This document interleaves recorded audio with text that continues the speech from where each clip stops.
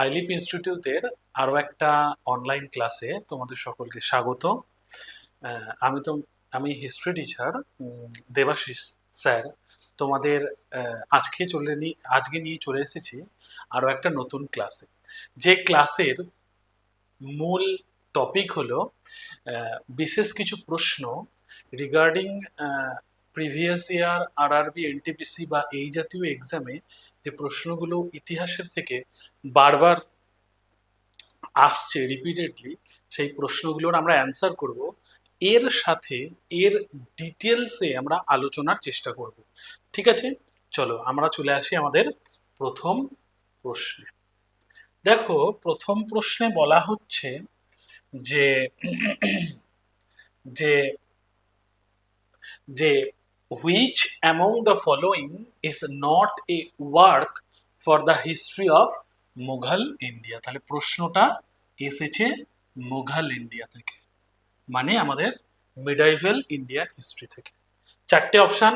First option হলো Shahnama, second option Shahjahan নামা, third option আকবর নামা, ফোর্থ অপশন আলমগীর নামা। দেখো, অপশনগুলো দেখে সেম মনে হলেও এখানে আমাদের যেটা উত্তর হবে হয়তো অনেকেই বুঝতে পারছো, অপশন এ শাহনামা। শাহনামা লিখেছেন কে? বিখ্যাত কবি ফিরদৌসী। তাহলে ফিরদৌসির লেখা বিখ্যাত গ্রন্থ শাহনামা।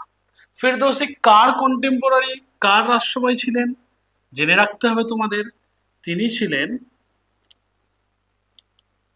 মাহমুদ অফ গজনি। তাহলে গজনি সুলতান মাহমুদের সভাসদ ফিরদৌসী, যার লেখা বই শাহনামা, সেটা কোন ইতিহাসের অন্তর্ভুক্ত নয়? মুঘল ইতিহাসের অন্তর্ভুক্ত নয়। তাহলে রেস্ট অফ থ্রি অন্তর্ভুক্ত। যেখানে শাহজাহান নামা, এই বইটা শাহজাহানের ইতিহাস নিয়ে লেখা, লেখক ইনায়েত খান, ভেরি ভেরি ইম্পর্টেন্ট।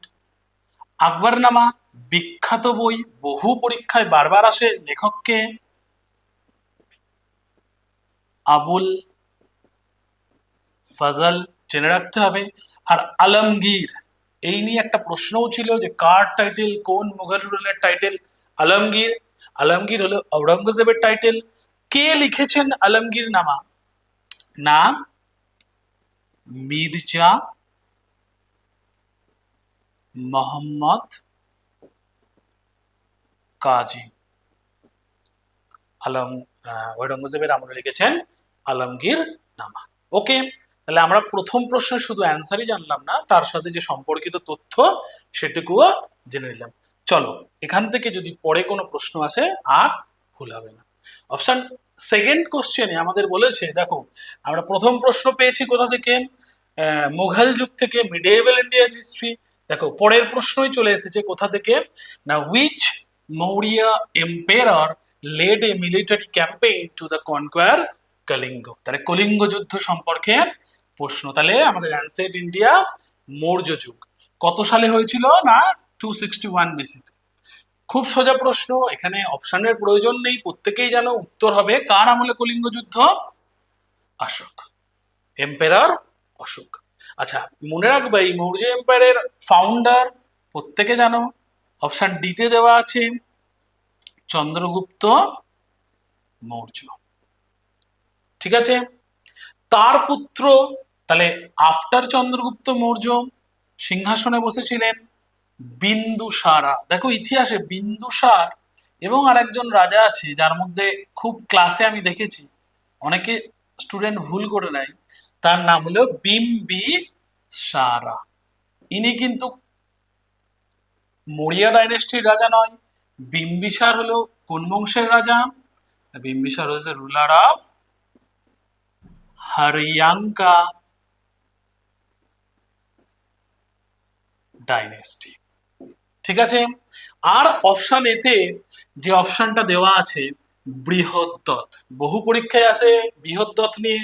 কি না, বৃহদ্রথ ছিলেন লাস্ট মৌর্য রুলার। তাহলে শেষ মৌর্য রাজার নাম বৃহদ্রথ, যাকে আমি ডিটেলস লিখছি না, জাস্ট নামটা লিখে দিচ্ছি। 187 বিসিতে হত্যা করেছিলেন কে না, তার ব্রাহ্মণ মিনিস্টার পুষ্যমিত্র শুঙ্গা। তাহলে আমরা এখানে কি দেখলাম, কলিঙ্গ যুদ্ধ কার সময় হয়েছিল? উত্তর অশোক। এই যে বংশ যার কথা জিজ্ঞেস করা হচ্ছে মৌরিয়ান ডাইনেস্টি, তার ফাউন্ডারের নাম অপশানে দেওয়াই আছে, চন্দ্রগুপ্ত মৌর্য। তার পুত্র বিম্বিসার, বিম্বিসার মৌর্য ডাইনেস্টির একজন রাজা। আর আমরা আরেকজনের নাম পড়লাম, সরি, বিন্দুসার মৌর্য ডাইনেস্টির রাজা, আর একজনের নাম পড়লাম বিম্বিসার, যিনি হরিয়াঙ্কা ডাইনেস্টির রাজা। আর অ্যাট দ্য এন্ড আমরা পড়লাম শেষ মৌর্য রাজা, যার নাম বৃহদ্রথ, যাকে হত্যা করেছিল 187 বিসিতে পুষ্যমিত্র শুঙ্গ। আরো একটা জিনিস এই কলিঙ্গ থেকে আসে, এটাই বিশেষ ইম্পর্টেন্ট তথ্য, যে অশোকের কোন ইনস্ক্রিপশনে কলিঙ্গ যুদ্ধের কথা আছে, কততম? মনে রাখবা, এটা হলো 13th ইনস্ক্রিপশন। যে ইনস্ক্রিপশন কিসের কথা বলে? অ্যাবাউট কলিঙ্গ ওয়ার বা কলিঙ্গ যুদ্ধ। Very very important. শুধু অশোক, তার সম্পর্কিত এই পুরো তথ্যটুকুনি যদি ঠিকঠাক জানা থাকে, আমি আশা করছি তোমাদের যে তৈরি প্রিপারেশন ঠিকঠাক পথে এগোচ্ছে। আর যদি কোনো জায়গায় অসুবিধা হয়, মনে করতে হবে কিন্তু আরো তোমাদের পড়াশোনার প্রয়োজন। চলো থার্ড প্রশ্ন, আরো একটা খুব ইম্পর্টেন্ট এবং খুব কমন প্রশ্ন, হিস্ট্রিতে যে কোনো এক্সামে বারবার দেয়। দেখো, in which of the following years did the Muslim League, দেখো প্রশ্নের, Muslim League pass a resolution demanding autonomy for the Muslim majority area. তাহলে মুসলিম মেজরিটি এরিয়ার জন্য অটোনমি চেয়েছিল মুসলিম লীগ কত সালে? Very very important. Muslim League কত সালে, যদিও এখানে কোন অধিবেশন চাইনি, আমি তোমাদের সেটাও বলে দেবো। কি কি অপশন আছে? নিজেদের জন্য অটোনমি চাইছে 1944-এ, 1940, 1935 আর 1937। অনেকেই পারবা, যারা পারছো না তাদের জন্য উত্তর কত? 1940, 1940। মুসলিম লীগের কোন অধিবেশন? লাহোর সেশন।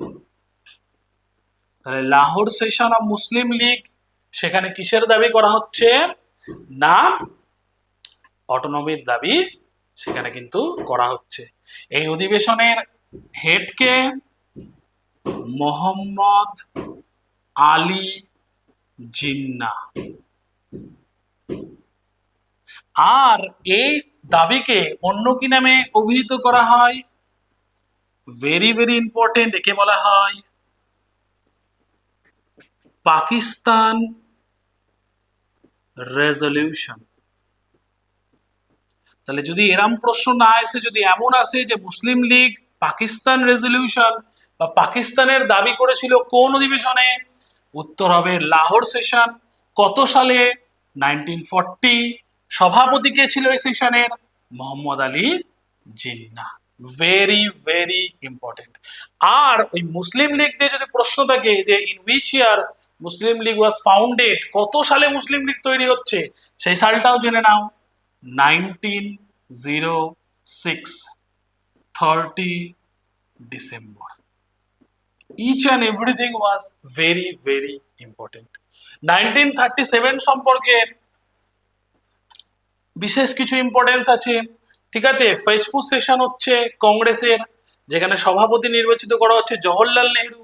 সালটা গুরুত্বপূর্ণ। 1935 তো ভেরি ভেরি ইম্পর্টেন্ট। এই সালে জারি হচ্ছে গভর্নমেন্ট অফ ইন্ডিয়া অ্যাক্ট 1935, ঠিক আছে। তাহলে এই প্রশ্নের আমাদের উত্তর হলো 1940 লাহোর সেশন, যেখানে দাবি করা হচ্ছে পাকিস্তান রেজলিউশন বা পাকিস্তান প্রস্তাবের। চলো আমরা পরের প্রশ্ন দেখে নিই। তাহলে এটা আমাদের দেখো, প্রথম আমরা প্রশ্ন পড়েছিলাম একটা মিডাইভেল থেকে, নেক্সট আমরা একটা প্রশ্ন পড়লাম অ্যানসিয়েন্ট থেকে, আর এটা হলো আমাদের মডার্নের। চলো পরের প্রশ্ন দেখে নিই। এটাও হলো একটা অ্যানসিয়েন্ট ইন্ডিয়ান হিস্ট্রির প্রশ্ন, খুব কমন প্রশ্ন। দেখো কি জানতে চাওয়া হচ্ছে, বলছে Vikramaditya, very very important, is a another name of which famous, দেখো মেনশন করা আছে, গুপ্ত রুলার। কোন গুপ্ত রাজার অন্য আর একটা নাম ছিল বিক্রমাদিত্য? চন্দ্রগুপ্ত ওয়ান, সমুদ্রগুপ্ত, কুমারগুপ্ত ওয়ান, না চন্দ্রগুপ্ত টু? তাহলে ভারতের ইতিহাসে কিন্তু তিনটে চন্দ্রগুপ্ত রয়েছে, এই জিনিসটা নিয়ে অনেকেরই কনসেপ্ট ক্লিয়ার নেই। আমি সেকেন্ড স্লাইডে যার কথা পড়ালাম, চন্দ্রগুপ্ত মৌর্য, তিনি হলেন মৌর্য বংশের চন্দ্রগুপ্ত মৌর্য। আর দুজন চন্দ্রগুপ্ত রয়েছেন গুপ্ত যুগে, একজন হলো প্রথম চন্দ্রগুপ্ত, একজন হলো দ্বিতীয় চন্দ্রগুপ্ত। তাহলে প্রশ্ন অনুযায়ী বিক্রমাদিত্য কে? বিক্রমাদিত্য হলো দ্বিতীয় চন্দ্রগুপ্ত। তাহলে ভারতের ইতিহাসে বিক্রমাদিত্য ছিলেন দ্বিতীয় চন্দ্রগুপ্ত। যার রাষ্ট্রভাই কি দেখতে পাওয়া যেত না, ভেরি ভেরি ইম্পর্টেন্ট, যার রাষ্ট্রভাই ছিল 9 জেম বা নবরত্ন। তাহলে তোমাদের কাছে আমার একটা প্রশ্ন থাকলো যে অ্যানসিয়েন্ট ইন্ডিয়ায় 9 জেম বা নবরত্ন ছিল গুপ্ত রাজা দ্বিতীয় চন্দ্রগুপ্তের দরবারে, তাহলে মিডেভেল হিস্ট্রিতে কোন মুঘল রাজার দরবারে 9 জেম ছিল? তোমরা কমেন্টে জানিও। চলে আসো, আর কি জানা যায় এখানে দেখো, যিনি, আচ্ছা আগে গুপ্ত যুগের আমরা ফাউন্ডারের নামটা জেনে নিই, ভেরি ভেরি ইম্পর্টেন্ট। কি নাম গুপ্ত যুগের ফাউন্ডার? গুপ্ত এরা কার হাত ধরে ফাউন্ড হচ্ছে? তার নাম হলো শ্রী গুপ্ত। নামটা মনে রাখবা, অনেকে চন্দ্রগুপ্ত ওয়ান করে ফেলে, কিন্তু ফাউন্ডার হলেন শ্রীগুপ্ত। এরপরে এই যুগের গুপ্ত যুগের অন্যতম শ্রেষ্ঠ রাজা হিসেবে যিনি আসছেন তার নাম প্রথম চন্দ্রগুপ্ত।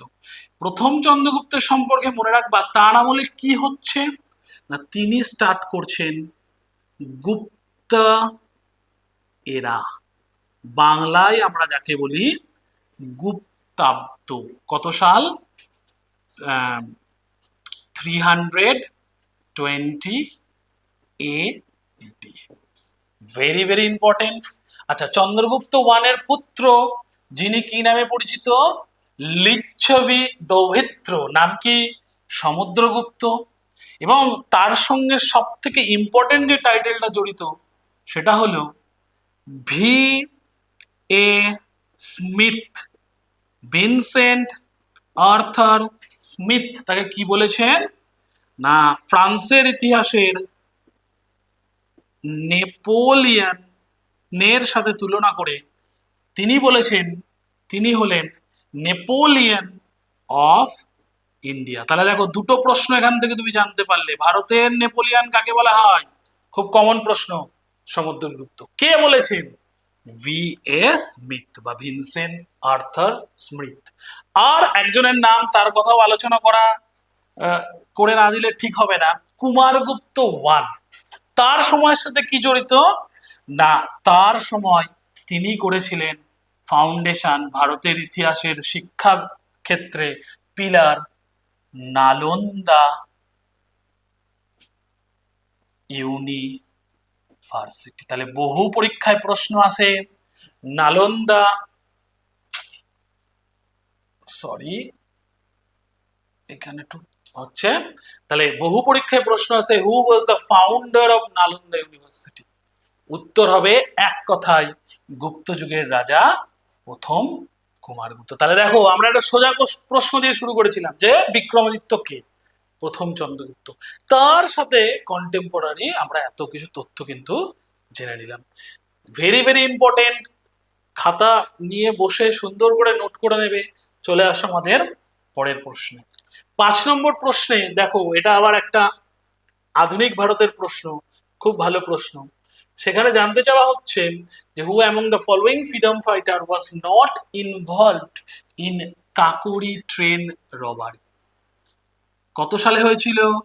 1925। তাহলে 1925 সালে ঘটা কাকুরি কনস্পিরেসি কেসের মধ্যে এই চারজন যে নাম দেওয়া হয়েছে কে যুক্ত ছিলেন না? চন্দ্রশেখর আজাদ, রামপ্রসাদ বিসমিল, ভগৎ সিং, আশফাকুল্লাহ খান। এই চারজনের মধ্যে যিনি যুক্ত ছিলেন না, কোনোভাবেই যুক্ত ছিলেন না, তার নাম ভগৎ সিং। ভগৎ সিং যুক্ত ছিলেন যে সংগঠনের সঙ্গে, এই সংগঠনের নাম ছোট কথায় তাকে বলা হয় HSRA। ফুল নেম হলো হিন্দুস্তান সোশ্যালিস্ট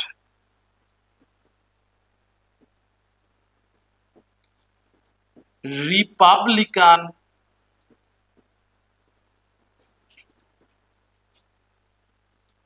অ্যাসোসিয়েশন।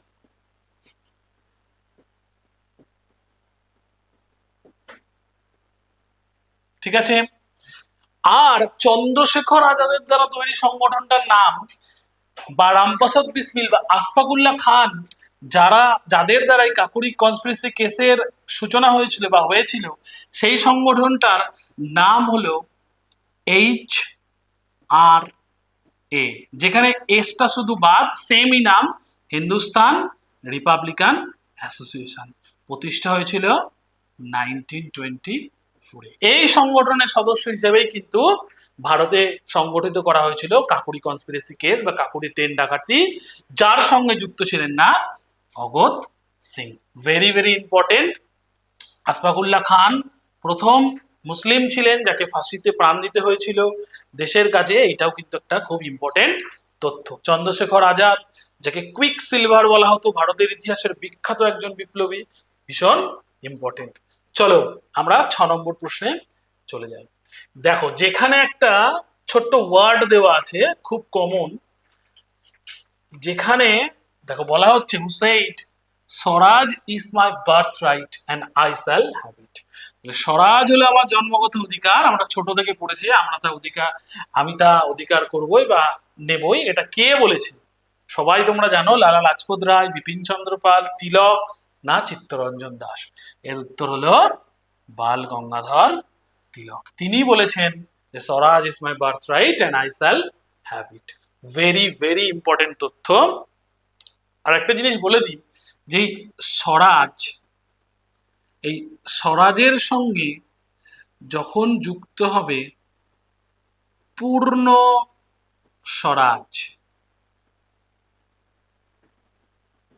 তাহলে প্রশ্ন থাকবে কংগ্রেসের কোন সেশনে প্রথম এই পূর্ণ স্বরাজের দাবি তোলা হয়েছিল? রিসেন্ট বহু পরীক্ষায় বারবার দিয়েছে। তাহলে পূর্ণ স্বরাজ যখন দেবে কোন সেশনে বলা হয়েছে? উত্তর হবে লাহোর সেশন 1929।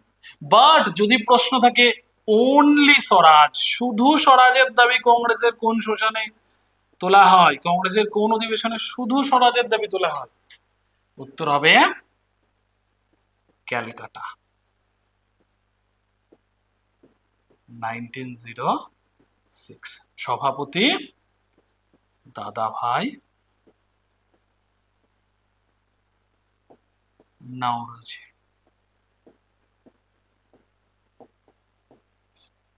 ওকে। আর তাহলে এই স্বরাজের birth right, Swaraj is my birth right and I shall have ইট, এই কথাটা বলেছিলেন তিলক। কিন্তু কংগ্রেসের অধিবেশনে স্বরাজ কথাটা প্রথম ইউজ হয়েছিল 1906 এর ক্যালকাটা অধিবেশনে, আর পূর্ণ স্বরাজ কথাটা ইউজ করা হয়েছিল লাহোরে 1929 সভাপতি JL নেহেরুর নেতৃত্বে। ওকে, চলো আমরা পরের প্রশ্নে চলে যাই। The anti circular society, anti circular society was founded by, মনে রাখবা এই অ্যান্টি সার্কুলার সোসাইটি, এই ঘটনাটা কোন সময় হয়েছিল?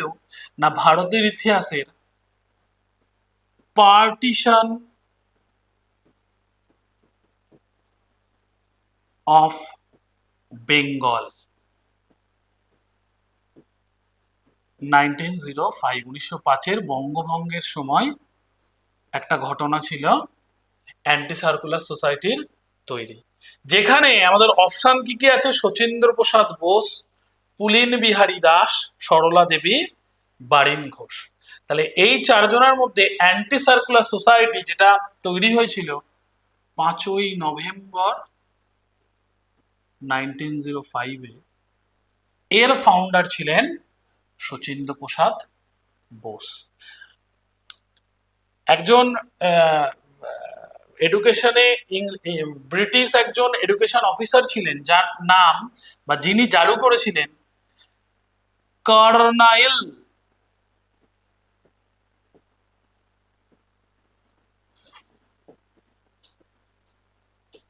সার্কুলার। এই কার্নাইল সার্কুলারের বিরুদ্ধে জারি করা হয়েছিল কিন্তু বা তৈরি করা হয়েছিল অ্যান্টি সার্কুলার সোসাইটি। কে তৈরি করেছিলেন? শচীন্দ্র প্রসাদ বোস। কত সালে? 1905 5ই নভেম্বর। চলো পরের প্রশ্ন, যে who laid the foundation of stone of theosophical society. Theosophical সোসাইটির প্রতিষ্ঠাতাকে? থিওসফিক্যাল সোসাইটির এখানে প্রতিষ্ঠাতা এই চারটে option, Henry Derozio, Annie Besant, sister Nivedita, ব্লাভাটস্কির মধ্যে ম্যাডাম ব্লাভাটস্কি। ঠিক আছে, থিওসফিক্যাল সোসাইটি। চলো নেক্সট আমাদের প্রশ্ন আসছে, ভীষণ ইম্পর্টেন্ট, এটা হলো আধুনিক ভারতের খুব গুরুত্বপূর্ণ একটা প্রশ্ন। বলা হচ্ছে Tipu Sultan lost his life in which Anglo Mysore war. Anglo Mysore war হয়েছিল চারটে, প্রথম, দ্বিতীয়, তৃতীয়, চতুর্থ। মনে রাখবা টিপু সুলতান তার জীবন হারিয়েছিলেন চতুর্থ অ্যাংলো মাইসোর যুদ্ধে 1799। এবার মিসলেনিয়াসে প্রশ্ন দিয়েছিল who planted tree of liberty. স্বাধীনতার বৃক্ষকে রোপণ করেন? উত্তর টিপু সুলতান। বহু প্রশ্ন এই জায়গাটা থেকে আসে, এই জায়গাটা ভালো করে দেখে নেবে। চলো আমার লাস্ট প্রশ্ন আছে, কি বলা হচ্ছে সেখানে না, যে which of the following Muslim ruler was address as Jagat Guru by his Muslim subjects because of his belief in secularism. তাহলে সেকুলারিজমে বিশ্বাসের জন্য কে বা কোন মুসলিম রাজা জগৎগুরু নামে পরিচিত ছিলেন? হুসেন শাহ, জৈনুল আবদিন, ইব্রাহিম আদিল শাহ, মোহাম্মদ মাহমুদ অফ গজনি। মাহমুদ অফ গজনির কথা আমি আগেই বলেছি। হুসেন শাহ ছিলেন আমাদের বাংলা শাসক, যাকে বলা হয় আকবর অফ বেঙ্গল, বাংলার আকবর। জৈনুল আবিদিনকে বলা হয় আকবর অফ কাশ্মীর। আর আমাদের যেটা উত্তর আজকে ইব্রাহিম আদিল শাহ, বিজাপুরের সুলতান ইব্রাহিম আদিল শাহ, যাকে বলা হয় জগৎগুরু তার সেকুলারিজম অ্যাপ্রোচের জন্য। আর মাহমুদ অফ গজনি, গজনি সুলতান, তার কথা আমরা আগেই জেনেছি। তাহলে আমরা মোটামুটি আমাদের এই ক্লাসে শুধু প্রশ্নগুলো দেখলাম না, তার ডিটেলস অ্যানালিসিস দেখলাম। আশা করব তোমরা ভিডিওটা ভালো করে দেখবে এবং তোমাদের যে কোনো রকমের তোমাদের হেল্পের জন্য তোমরা হাইলিপ ইনস্টিটিউটের সাথে যোগাযোগ করতে পারো। Thank you.